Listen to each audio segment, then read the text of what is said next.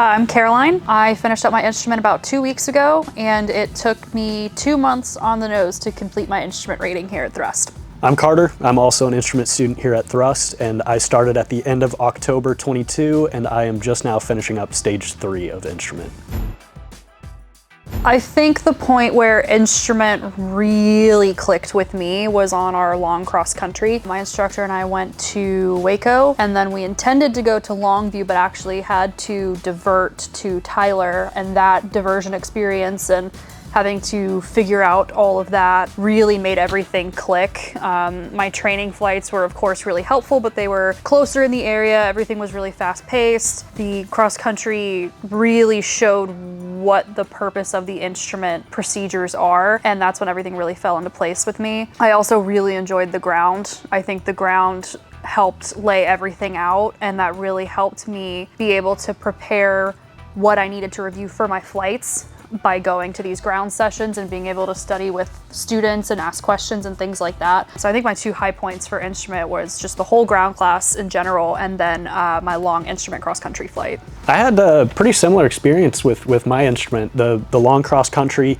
it was the first time I actually got to go more than 2 hours in the plane. Yep. Put to use everything we learned from all of our ground classes with the group, and use some of those procedures like you mentioned that we didn't really have time to do on those other training flights.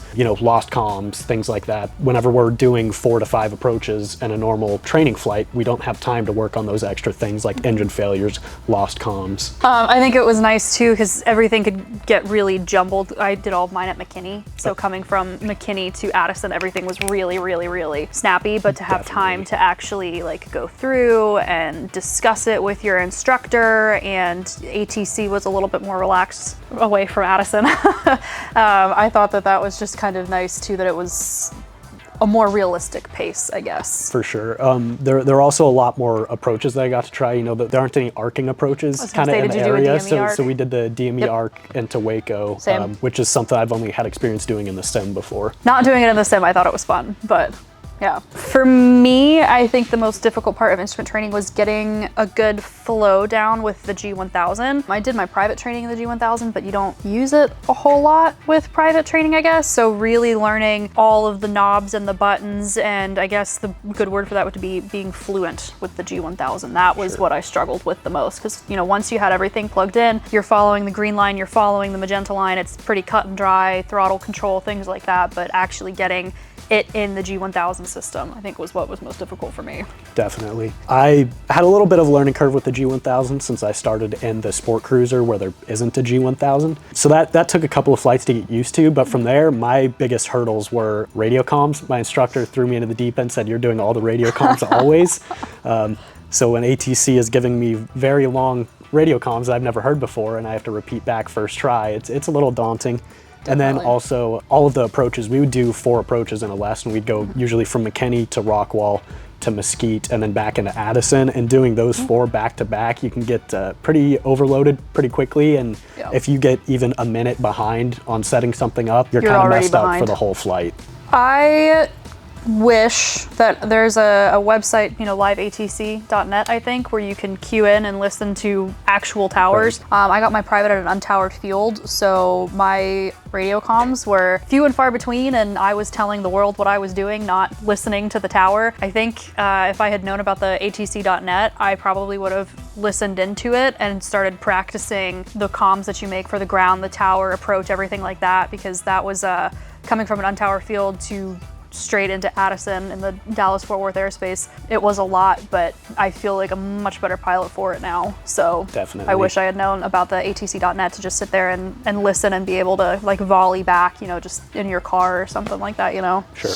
I kind of wish going into instrument, we mentioned G1000s a bit earlier. I wish there was a more comprehensive piece of software out there somewhere at home that I could have used. There's an app on the iPad, but it's not super great. I found one for the G650, I think, but I haven't found one for the G1000. There's nothing exactly like what we have in the plane, and I don't have a flight simulator to where I can purchase, an add-on to get that G1000 to practice with. So it's something, the only time that I could even really work on it was during our lessons.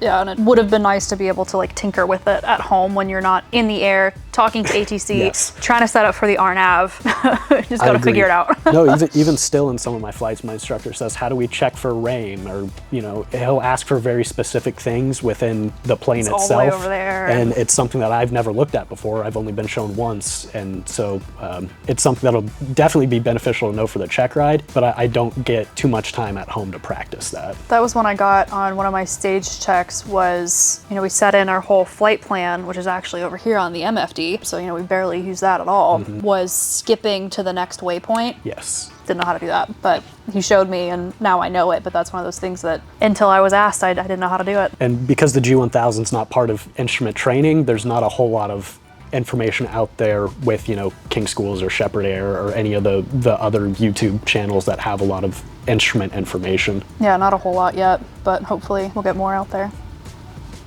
Make it.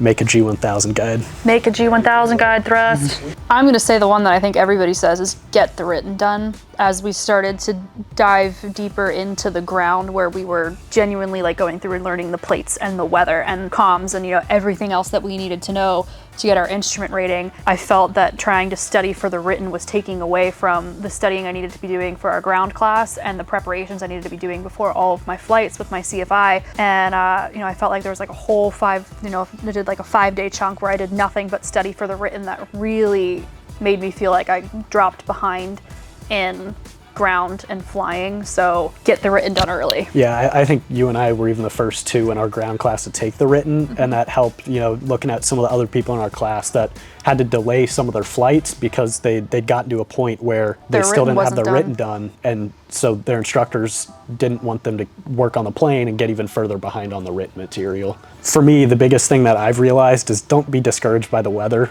You know, the weather, especially in the winter, has been pretty crazy for flying. A lot of my flights were canceled because of the weather, and it's just something you have to deal with, take on the chin, and then, you know, look to next week to see if you can get some good time in. All right, y'all, that wraps up our experiences on our instrument rating for today. If you have any questions or you'd like to start your instrument training, please leave a comment down below, and don't forget to like and subscribe so you don't miss out on any future videos.